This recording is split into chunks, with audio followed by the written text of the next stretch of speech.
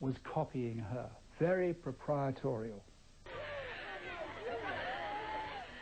Even though the film was a flop, it didn't diminish the adulation of her fans, who turned out in droves to see her accept a special award in 1977.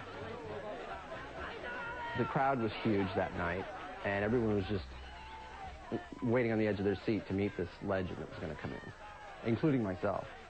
Sure enough, here she comes with a military escort, you know, the full Mae West entrance.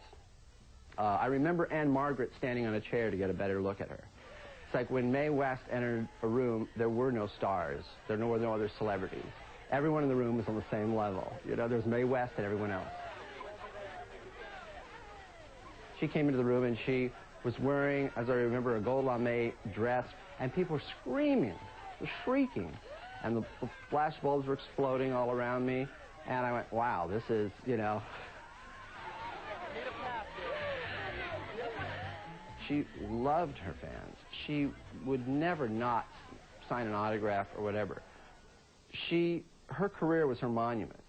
It was the thing that she preserved throughout her life. And so she would go to great pains.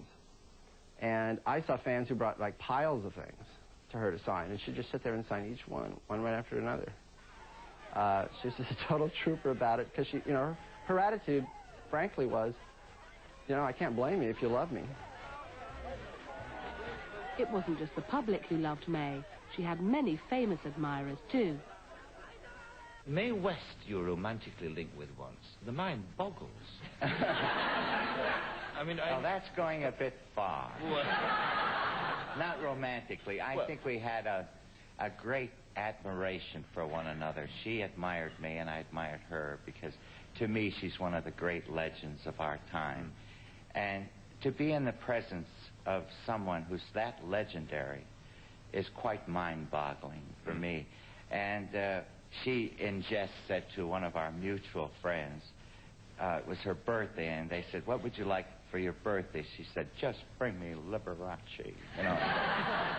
And so they told me that she'd said that, and I said, what a marvelous chance to meet her. So they dressed me all up and put a great big red ribbon around me and wrapped me like a package, you know.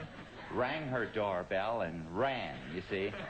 And her servant came to the door, and I said, I'm Miss West's birthday present. And he gave me a funny look, you know.